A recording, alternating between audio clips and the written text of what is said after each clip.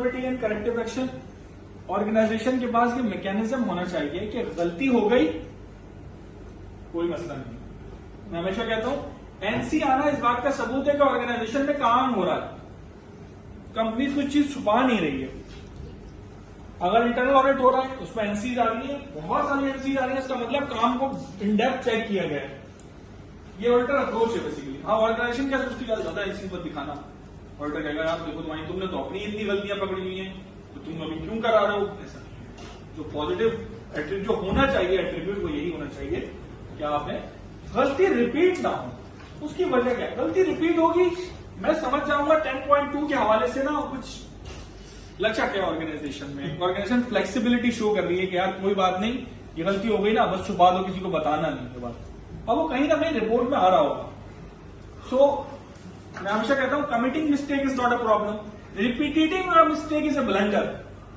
हमेशा गलती करो, कोशिश करो नई गलती करो, ठीक है नी। उसके लिए क्या होगा, ऑर्गेनाइजेशन का करेक्टिव एक्शन प्लान होना चाहिए।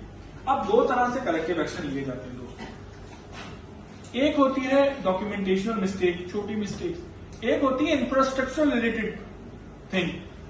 तो मैं सॉरी ऑपरेशनल एक्टिविटी, मैं एज एन ऑडिटर या ऑडिटर इस बात को समझने की जरूरत है कि ये इंफ्रास्ट्रक्चर चेंजेस नहीं हो सकते इस तरह कि मैं यहां पर आऊं, मैं कहूं मीटिंग रूम तो आपका अच्छा है लेकिन इसके अंदर से फायर एग्जिट होना चाहिए। ये मेरी ख्वाहिश हो सकती है और ख्वाहिशों पर सर्टिफिकेशन नहीं होती, स्टैंडर्ड पे होती है।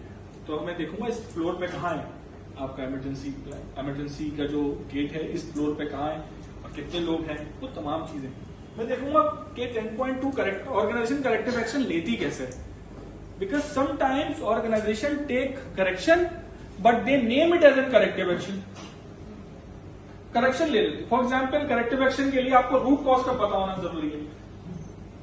तो root identification of the root cause becoming a corrective action. वरना करेक्शन क्या होगा, मैं एक दिन लेट आया, आपने मुझसे पूछा हाँ भाई क्या टाइम है ये आने का, और मैं आपसे कहूँ सर कल से टाइम पे आओ, और मैं कल टाइम पे आ गया, चले जी अब सही हो गया, अब अच्छा हो गई, परसों फिर लेट। तो मैं आप सबसे मुझे पूछूंगा भाई आप घर से कितने बजे निकलते हो, क्या आपके स्लीपिंग पैटर्न्स हैं, क्या आपके ड्राइविंग पैटर्न्स हैं, कहीं आप खुद ऑफिस आ जाते हो 2 लोगों को जिना पहुंचा देते हो, ऐसा तो नहीं करते। तो ऑर्गेनाइजेशन ने करेक्टिव एक्शन आइडेंटिफाई करना, इवैल्यूएट करना, ठीक है। Last but not the least, evaluation the continual improvement, कि ऑर्गेनाइजेशन कंटिन्यूअली इंप्रूव किस तरह कर रही है, हैजर्ड्स कम हो रहे हैं, लोगों की अवेयरनेस बढ़ रही है, ऑर्गेनाइजेशन में कल्चर सेफ्टी के हवाले से कैसा हो। मैं हमेशा से कोशिश करता हूं कि मैं ट्रेनिंग से आपको निकाल के लेके घर जाऊं, क्योंकि घर से अगर आप सेफ्टी को मेंटेन करना सीखेंगे, आप किसी भी ऑर्गेनाइजेशन में वो बिहेवियर खुद भी लाएंगे, फिर आपको पसंद भी नहीं आएगी चीज अगर कोई अनसेफ एक्ट करेगा ना, आप उसको एक्सेप्ट ही नहीं करेंगे। आप कहेंगे यार मैं कर रहा हूं तो आप क्यों नहीं कर रहे, मैं सीट बेल्ट लगाता हूं तो देयर इज नो पॉइंट कि आप सीट बेल्ट नहीं लगाते, भाई लगाना है, सिंपल। क्यों, क्योंकि safety is all about the behavioural changes. जब आप अपने ऊपर बिहेवियर आप खुद एक्सेप्ट करें कि आप कहेंगे नहीं यार अगर मैं जा रहा हूं, तो आपको याद होगा वो कितनी लड़ाई होती थी मास्क के ऊपर, याद है, नाराजगी आ रही है, वो मास्क कोविड के दौरान में मास्क की जो लगाने की कि भाई मेरी सांस रुक जाती है, दम घुट जाता है, हम तो पुराने जो मेरी